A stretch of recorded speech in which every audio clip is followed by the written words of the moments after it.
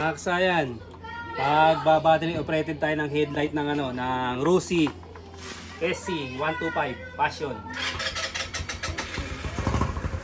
Siya kasayan arc light,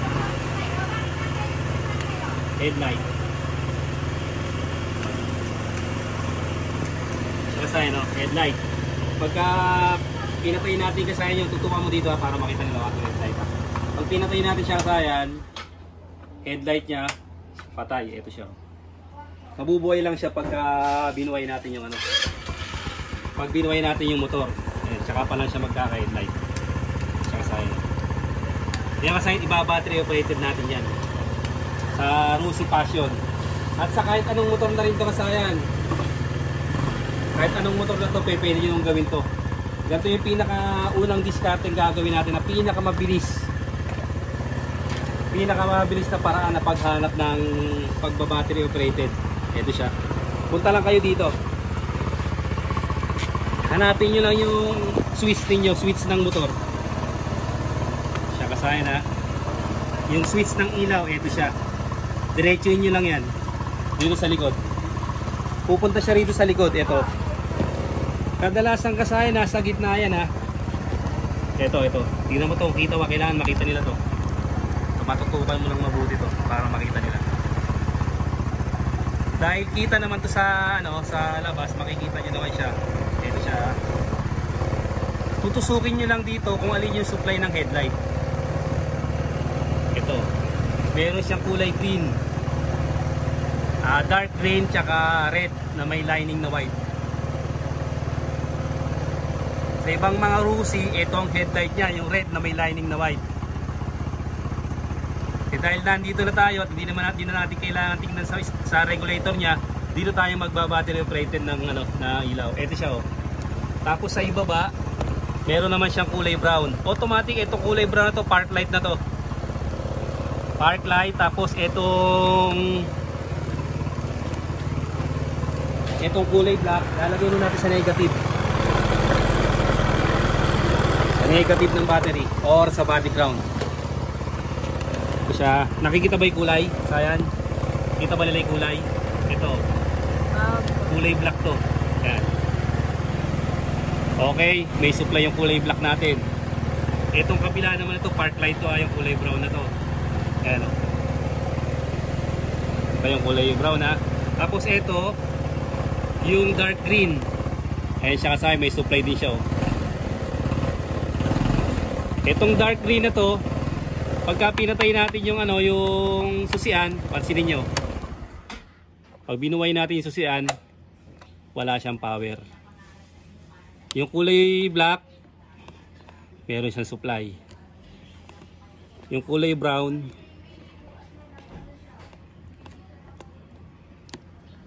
meron din siya.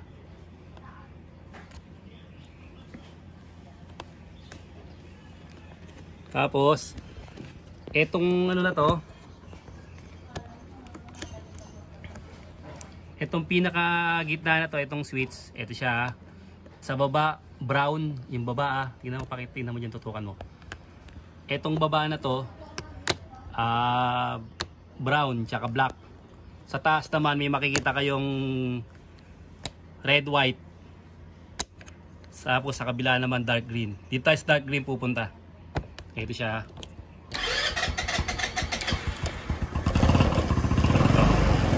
Magano tayo nagkakasupply lang siya pagka bukas yung yung motor. Pagpatay, wala siyang supply. Ibig sabihin kasi ito yung supply ng headlight. Ayan siya. Ito dark green. Ngayon pupunta na tayo dito. Kahit hindi nyo nabuksan to kasayang, kayang-kaya na natin dukutin yan. Ito yung pinaka wire niyan. Ito siya. Ito siya Etong wire na to, diretsuhin nyo lang siya. Ito starter to wag na tong dito. Starter to. Kasi ito dinisconnect na nila yung kill switch niya. Ito Ayan gagalaw to rito. Ito ngayon yung didiretsuhin natin. Ito gagalaw dun sa baba. Ayan. Pag hinila nyo siya, ito gagalaw to rito. Pag galaw nito rito, ito may makikita kayong ano, may makikita kayong kulay na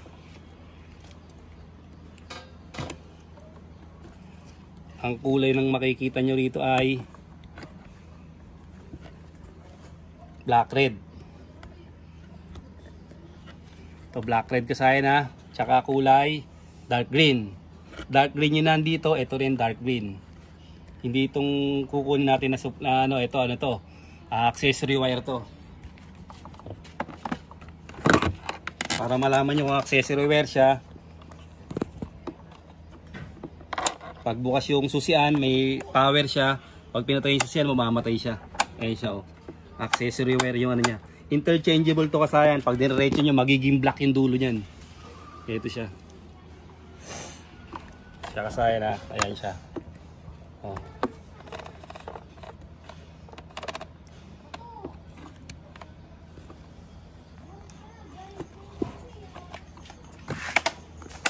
Yan, may supply siya. Ito yung kukunin natin. Tanggalin natin to.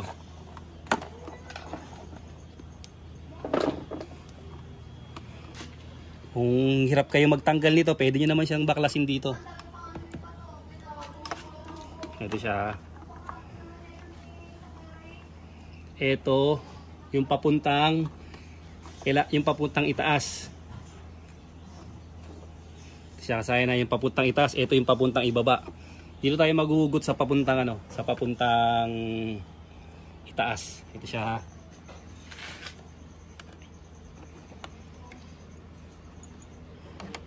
Yung papuntang taas na to.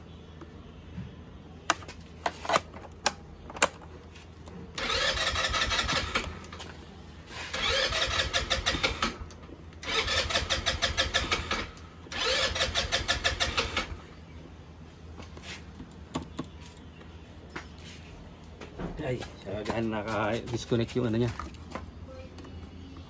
Ito yung papuntang itaas na to. Ano nyo. Pag hinila natin to, yan, eto siya. Tatanggalin natin dito yung green. Tusukin natin tong ano.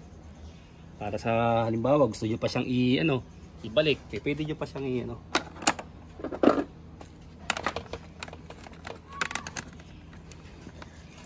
suka natin kung kaya na itong pantusok natin, kung kaya nyo nang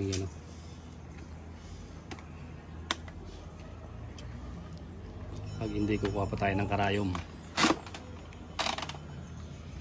karayom ng makina ni nanay. Gagamitin natin pag hindi siya natutusok, pag medyo malaki yung pinaka niya, kuntil niya.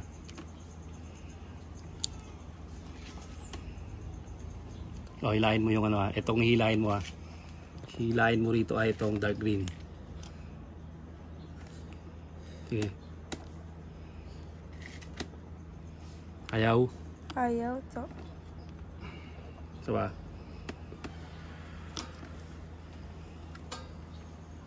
Para hindi na tayo magpuputol. Okay na Kala ka ba ayaw? Ito siya kasaya na para pag gusto nyo ibalik sa stator drive, pwede pa siya. Ito ganito muna yung gagawin natin. Para mas makasigurado kayo. Para umandar muna yung ating motor. Ibabalik natin. Hindi pala siya andar pag dito nakasuksok.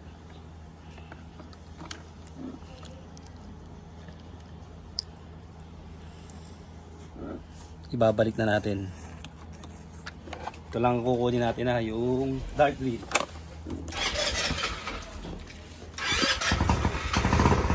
Kaya na kasaya yung inubot natin ito, hindi siya umandar wala siyang supply ng ng accessory wire. Ito nakahugot na siya ngayon. Gagamitin na natin yung test light para makita niyo yung ilaw.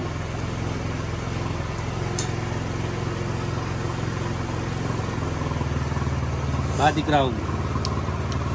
Okay, magpapaipit ng ganito nang walang eye terminal. Kailangan may eye terminal para maganda yung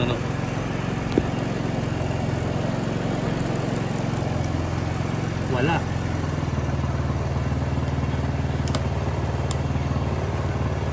Headlight. May headlight natin. May headlight tayo. Meron? Meron pa. Ha? Meron. Dito ang headlight. Wala tayong headlight. Kasi naka-disconnect tayo dito. Ngayon, ito, magkakaroon to ng headlight. Etong isa na to. Itong isang nasa baba. Ito yung may headlight kasaya na ito.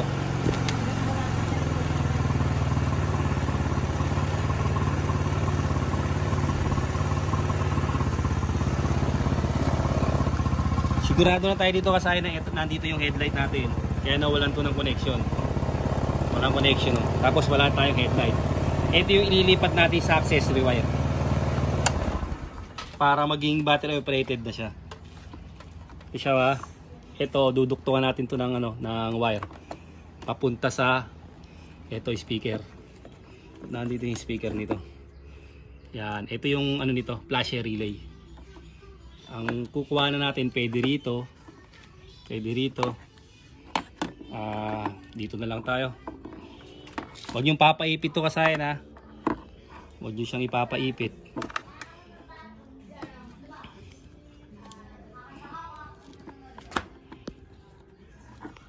Pwede niyo siyang iganto kasayan, no? Isalpak, na lang kagad, oh. Kaya lang, baka mamaya gusto pang ibalik sa dati. Oh, ayan, eto na siya. Pag nilagay natin to rito, automatic, battery operated na to.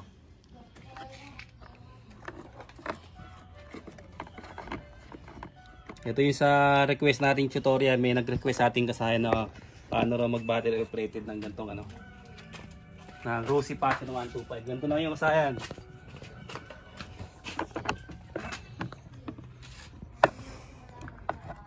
Ito yung accessory wire.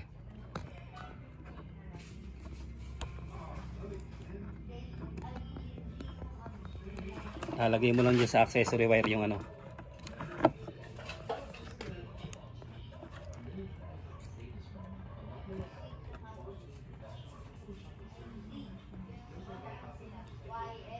Kung wala kayong wire, pwede rin, aabot to.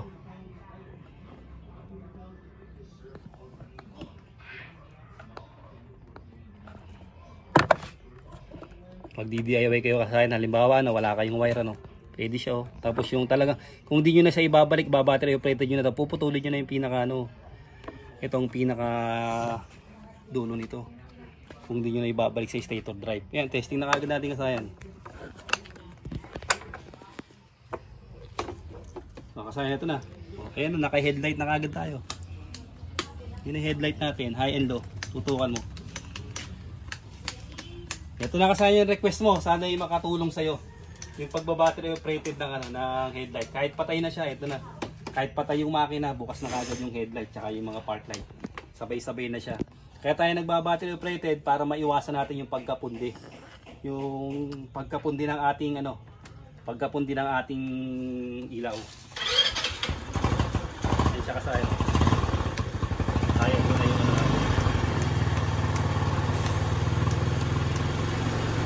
kulay green lang ha, tutukan mo yung natin para alam nila.